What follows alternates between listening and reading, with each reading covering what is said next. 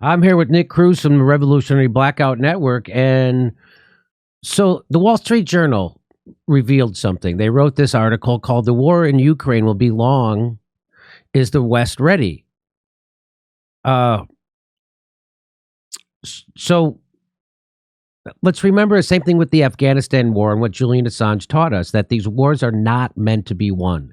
The Ukraine war is not going to be won by Ukraine. The Afghanistan war is not going to be won by the United States. These wars are not meant to be won.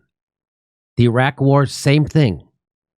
Libya, same thing. These wars are not meant to be won. Syria, these wars are there because our government is so corrupt that we have a death economy, meaning that the people who pull the levers inside of our government are controlled by the war machine, meaning Raytheon, Boeing, General Dynamics, all the people who make weapons. They control it. And they're the ones who want a war. So then we transfer wealth from our treasury right to their pockets. And that's what Julian Assange taught us. And that's exactly what it went on. 20-year war in Afghanistan. There was we always knew we couldn't win it. And that's what the Afghanistan papers revealed. But it didn't matter if we couldn't win it. It didn't matter that we couldn't tell the good guys from the bad guys in Afghanistan. That's what the Afghanistan papers revealed. They didn't even know who the good guys or bad guys were for 20 years. And so it was never meant to win. That's not what Ukraine is about. Ukraine is about transferring wealth and securing a transfer of selling energy to Ukraine, to Europe. That's what this is about. Fossil fuels and a money transfer. It's not about the freedom of the Ukrainian people. That's why we provoked this war. We provoked this war, meaning the United States and NATO provoked this war for 8 straight years, if not longer. So what this article revealed, Aaron caught, he says Edward Stringer, ex-head of operations for the UK Defense Staff, becomes the latest Western official to admit that NATO is sacrificing Ukraine just to bleed Russia. So we don't give a shit. We want to use the people in Ukraine as fodder so we can hurt someone else. We don't care if they get hurt. It's not about them. It's about us trying to put a hurt on Russia economically. By continuing to drip feed just enough for Ukraine not to lose, what the West is doing is just prolonging the war.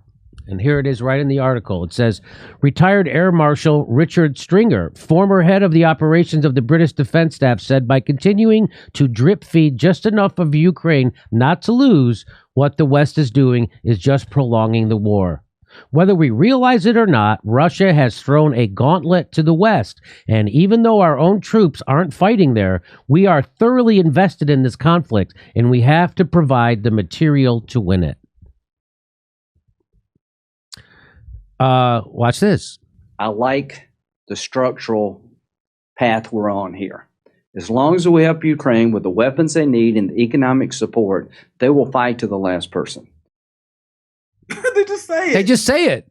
They just say it. That's amazing. They just say it right out loud.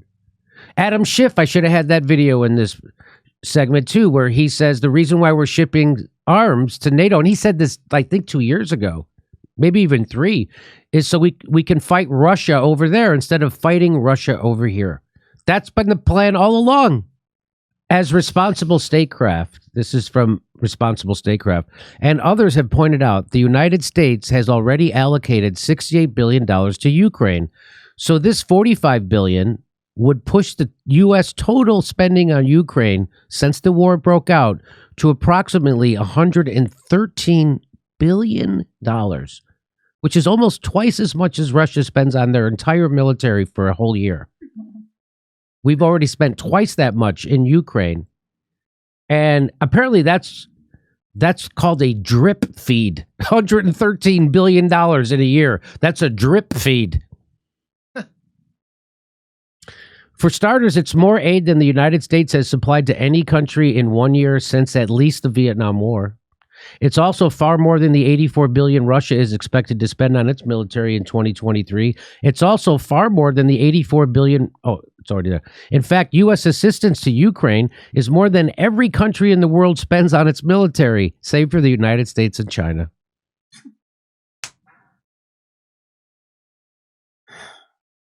And you wonder why we can't have nice things in the United States? You wonder why there's people sleeping under every bridge in the United States? You wonder why we don't have people have to half their medicine in the United States? Why people die when they get sick in the United States? You wonder why? Because we live in a completely corrupted country. Not a little. We might be the most corrupt country in the world if you look at our corruption.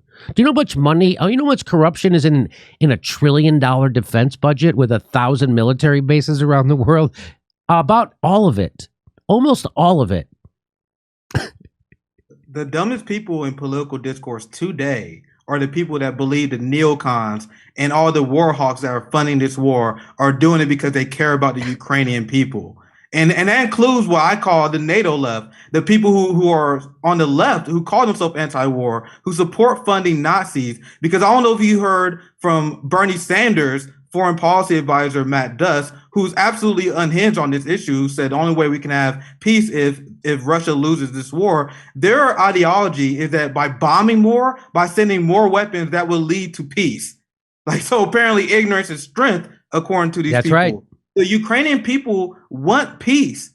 So by fueling this war, you are literally engaging and you're emboldening the most fascist extreme elements in Ukraine. Yep. Zelensky won on a peace platform. That's right. You had 30% of Ukrainians that are ethnic Russians.